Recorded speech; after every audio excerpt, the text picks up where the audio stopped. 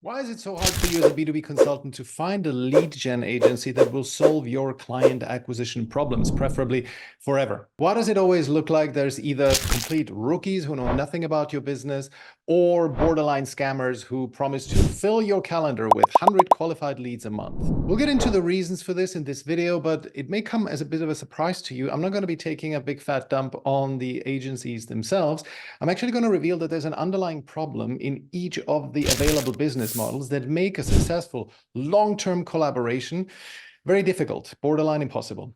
And so after we cover all those business models and I explain why it's really hard to make it work in either one of them, I'm going to cover what is actually the best way for you to build client acquisition systems so that you don't have to depend on referrals as a B2B consultant or an agency owner. So let's get right into it. If you don't know who I am, my name is Michal Bohanes, and I aggregate systems and infrastructures for B2B consultants so that they can build their own client acquisition systems and stop depending on referrals. And recently I had a very interesting conversation with a prospect of mine who told me that they very recently have worked with two types of B2B lead agencies, and both of them failed for very different reasons. And I want to cover those reasons and why they are very revealing for the underlying dynamics of the business models at play. But first, let's look at the B2B lead gen landscape at a high level. There's three main business models at play here that people sell their services at. So the first one is retainer. Second one is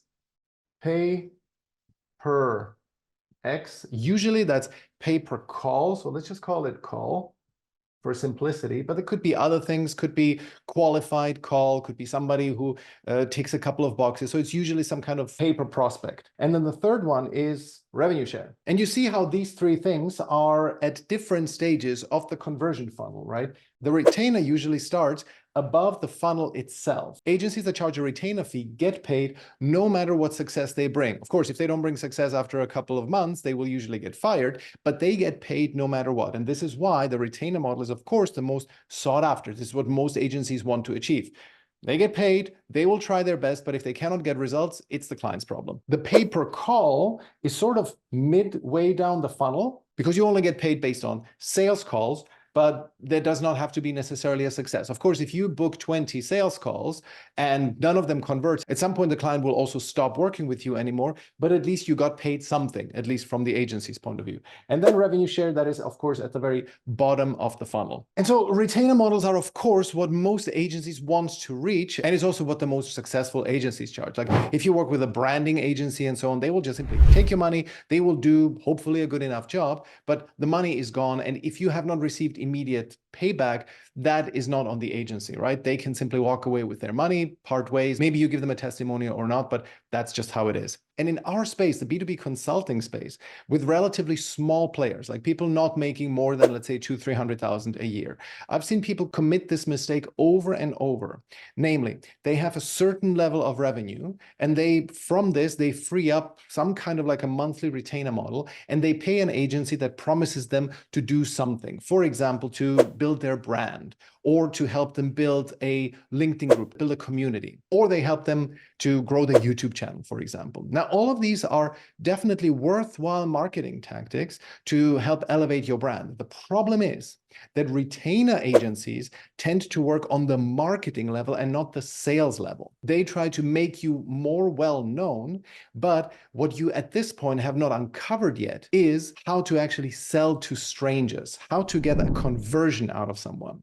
And this is so important that you do that first. And I cover this in another video that I really would invite you to watch. It's all about what Naval Ravikant taught me about B2B client acquisition. So if you have not seen that yet, it's really important that you do that, because when we start at purely referral basis, when you as a consultant depend on referrals or your network, the next step that you need to take is first sales. You have to contact enough prospects, make them an offer, and convert them to a call. Because if you start with marketing first, there's a lot of potential noise that you could be exposing yourself to, that you could be creating without generating any tangible impact, because you will only follow the secondary vanity metrics like views, like likes, and so on. And you don't really know if the content that you are publishing, if the stuff that you're putting out there resonates with decision makers at a deep enough level so that they are willing to book a call with you to see if you could help them solve a problem. You might just be chasing vanity metrics if you focus on marketing first. And this is why these marketing agencies tend to be very often at a retainer model because they just promise a specific reach goal. For example, we're going to grow your community to 1,000 members, or we're going to help you get your YouTube channel to 1,000 followers, whatever it is. And those are absolutely worthwhile endeavors, but you should not make them, you should not put in the effort into these endeavors before you have solved the fundamental sales problem, namely, which is approach 100 strangers, book 3 sales calls and close half of them. So out of 200 people approach, you maybe get 1 client. That needs to be solved first before you sign up with a retainer agency who will solve some kind of marketing or branding problem for you. And then there's, of course, even the lead gen agencies who charge a retainer. I think in 2024, these are completely like, these are dinosaurs. They're dying out, right? Very few people are actually willing to risk their money for a retainer, for a long-term retainer, especially if they are locked into a 3-month rolling contract where they just pay, they promise some amount of leads, but if that doesn't work out, well, then that's the client's problem, right? That is almost non-existent anymore, especially with small providers, meaning with B2B consultants who would be paying 2, 3, 5K a month to a lead gen agency without getting any results, without being promised any results. So I think that retainer models in the lead gen agency space, not in content or platform specific, right? But in the specific lead gen agency space, those are dying out. And I'd be actually surprised. I have not heard many people, many agency owners or consultants who have signed up with a dedicated lead gen agency on a retainer basis. What is much more frequent is a pay-per-call model, where a lead gen agency approaches you and they say, hey, we're going to book your call. Let's agree on a price that you're willing to pay for a call, and we will get you those calls. We will fill your calendar with 100 qualified leads a month, that kind of stuff. Well, that seems like the better option, right? Because you only pay when somebody comes on a call, and you will pretty soon know that this person is qualified or not. Well, as I mentioned before, I spoke to this prospect recently who told me that he has tried to work with both pay-per-call agencies as well as revenue share agencies. And he agreed on a $100 fee if the agency booked them a call. And so he had several of those calls, and he told me that it was strange. Like every time he went on the call, it was very non-committal. There was no real kind of desire from their side. And only later he found out that what the agency did is to offer $50 Amazon vouchers to these people who showed up to the call, which is borderline fraudulent, if not actually fraudulent, because of course, it's understood that when you are providing leads, that these are people who are incentivized by their pain and problem, and so that they go on a call in order to solve the pain and problem. These people were not incentivized by their pain and problem. They were incentivized by an Amazon voucher. So this is, in my opinion, this is fraud. And that is unfortunately what you incentivize when you are paying per appointment. Now, I'm not saying that all of the B2B lead gen agencies out there are going to be committing fraud of this sort, but unfortunately, the incentives are not well aligned. Why? Because call booking with prospective clients is just about the hardest thing in client acquisition that you can do. It is much easier to be providing services where you say, I'm going to grow your YouTube channel, right? If any rookie who studies for 10 hours how to grow a YouTube channel can do this reasonably well for you. However, to take a unique, idiosyncratic consultant's business and say, I'm going to book you clients, exactly that type of client that you want, that is tough. It requires a lot of market knowledge. It requires a lot of fundamental understanding about how do you create an attractive offer? How do you create an angle for a cold email or a LinkedIn DM so that a complete stranger will book a call with you? That is not easy. It really is on the whole journey from you being referral based to you having at the top of that hierarchy that I outlined in the other video, because it goes from referrals, then sales, then marketing, then product, then brand, right? That's the hierarchy you want to be climbing. When you have a great personal brand, you can sell just about any product of as much volume as you want. Think Elon Musk selling burnt hair perfume for, $2 million just because he thought of the idea. That's the power of a brand. And so on that journey, probably the hardest thing to do is to go from the referral basis up one level to sales basis. So understanding how you approach a stranger and sell to them is one of the hardest things to do. And you are outsourcing this problem to a lead gen agency who is very little vested interest in you. They are just spraying the market. They just hope that somebody will respond to them. And you are outsourcing this hardest part to somebody who has very limited incentive to work with you. Because also, if they book you 10, 15, 20 calls, and then actually you turn out not to have been a good customer. For example, let's say you drop appointments, you are lazy and you sometimes forget to follow up with people and so on. you will probably not be a good closer. And that agency then has invested a lot of work in you, and you are probably not worth it to them. I'm not saying you specifically, but you get my point, right? From their point of view, when they get someone, they don't know how good they as a client will be. So it's all you see, this misalignment of incentives. This is a very hard job to book calls with strangers. They would need to put in a lot of effort, but their payout is only, let's say, a meager $100, $200, $300 per appointment, depending on your customer lifetime value. And then also, we don't know how good as a client you will be. So that's why this is usually a complete clusterfuck. It does not make a lot of sense for them to invest all that effort in you. So the incentives completely misaligned here. And so finally, the revenue share model, where you say, okay, bring me leads. If I close them, then I'm going to pay you 10, 15, 20% of the revenue realized. That sounds like the best deal for you, right? You will effectively only have to pay if something comes to you. The problem with that is because it's so low down the funnel, it means also that the revenue from the agency's point of view is extremely unpredictable. They don't know when they will realize any revenue from you. Again, and they also need to take a bet on you, because here they will charge you per appointment, right? So that's a bit more controllable, and they know how many appointments they booked. Here, they really need to trust you and your closing skills, that you will actually pay them. Not only that, they have to trust you as a person. They have to trust you that you're going to be honest. You could close a $20,000 client and tell them, oh, it was only 5,000, and then they're only going to get a share of 5,000. So they need to trust you in many different ways so that this works out for them. So it's unpredictable, and they need to trust you. Very low down the funnel. Who do you think you will attract here? Will you attract the best in the industry? Exactly the opposite. You will attract the beginners, the rookies, or the complete desperate people who just need something. And that's why this is not a good deal. This is exactly what the prospect told me on our sales call. He said, well, yes, we had a revenue share agency and they actually brought in 1 or 2 deals, but it's way too infrequent. And I asked, why do you think that is? And they told us that because of this model, you, Mr. Consultant, are not a high priority for us, because we prefer to get clients who do this or this, because that gives us much more revenue predictability. You need to think these agencies, they are not just these, ocean-dwelling bottom feeders. They're businesses, they're people with families just like you and I, and they try to make their business work. They, of course, are incentivized towards the more predictable business model like a retainer. So you, if you only close with them based on revenue share basis, are giving them the worst possible deal, and that's why they will not prioritize you. So while it may sound great for you that you don't face any risk, you will only get whatever they bring you, it also is extremely rare that they will actually bring you something.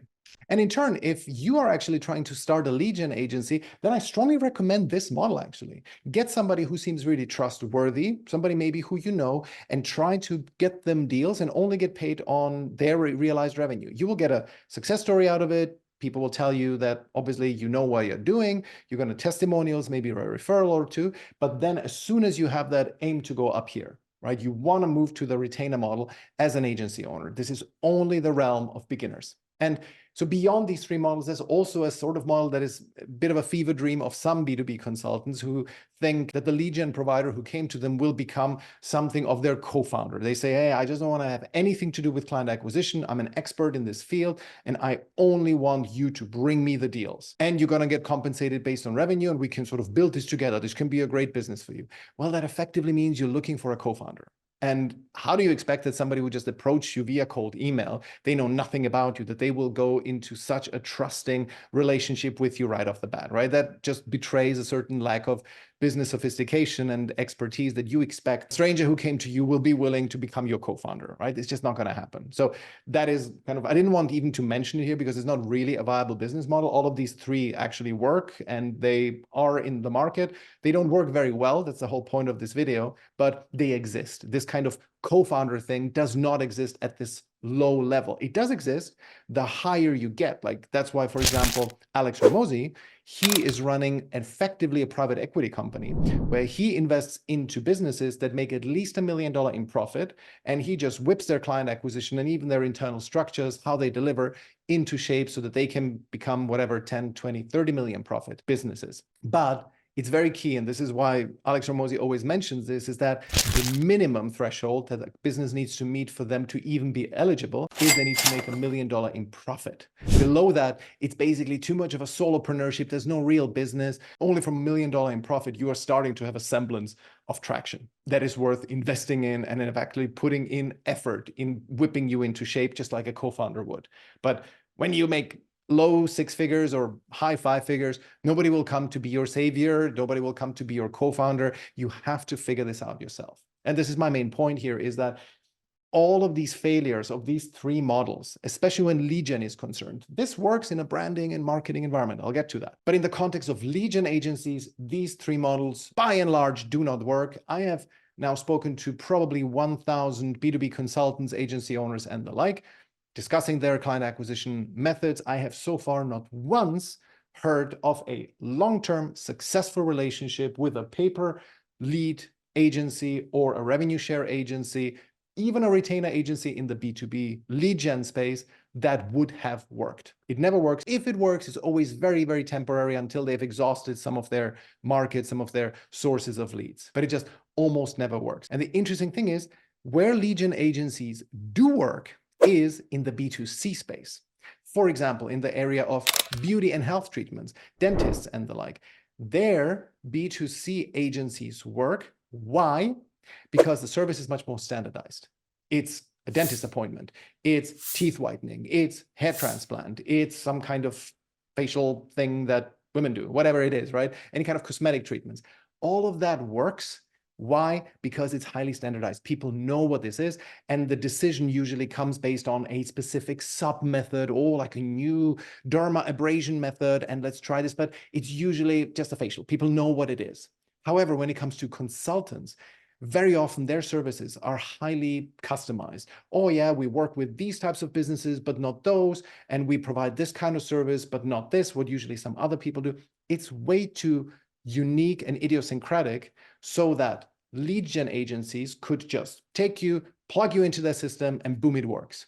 It just doesn't work in B2B as well. That's why these models fail. So what's the solution? Should you never work with B2B lead gen agencies?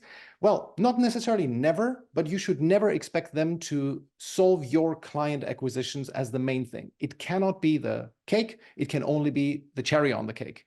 The cake needs to come from you. You need to bake the cake. You need to build your client acquisition systems and then maybe get lead gen agencies on top of it to provide with additional fuel if you want to. But the main system needs to be owned by you. And that's even how we do it here at the Alpha Lead Academy. We have our systems built. I mean, we sell them to B2B agency owners so that they know how to build their own systems. But when lead gen agency providers approach me, I am open to working with them. I have a document, which I actually strongly recommend that you do, have a document where you outline under which conditions you are willing to work with an agency, and then just put it out there. And if somebody approaches you, you direct them to this Google Doc.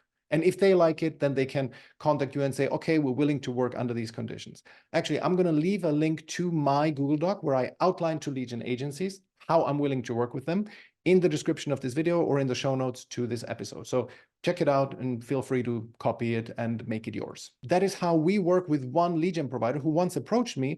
I told him about my conditions. This is how I'm willing to work with you. He actually delivered. He booked me a few calls and I closed one of them. And I paid him a success fee. And I told him, first, I'm going to start working with you on a rev share basis. If you bring me 3 clients this way, then we can move to a pay-per-model. Of course, with my option that I can always terminate if I feel that these calls are not very qualified. And that's it. And this is how we work. And it has worked out reasonably fine. I've had one close coming from it. So what is now your path of building these client acquisition systems? I strongly recommend, again, that you check this video. What Naval Ravikant told me, I'm going to put an overlay here, but effectively you start here at the bottom left where you are based on referrals and you slowly build that sales muscle. You need to learn to approach strangers so that they book a call with you. And for this, everything you need is sort of sales fundamentals, right? You need to understand what an offer is. You need to understand what the difference is between pains and problems. How do you actually condense a prospect's pain point into a sellable value proposition and so on. You need a couple of infrastructure tips to know how do you approach people at a reasonable scale. I'm not talking about spamming 500 people every day, but you want to have some kind of scalable mechanism, either using virtual assistants or using software, right? And all of that you can, of course, figure out on your own, but there it makes a lot of sense to work with a coach who will teach you these fundamentals. Because, and this is really something not to be underestimated, and that's your consulting business stands on two legs. One is your area of competence, the value that you deliver. Most people have that covered. But the second leg, and it's equally important, that is what people don't get. It is equally important, the leg of client acquisition. You need to be able to get clients.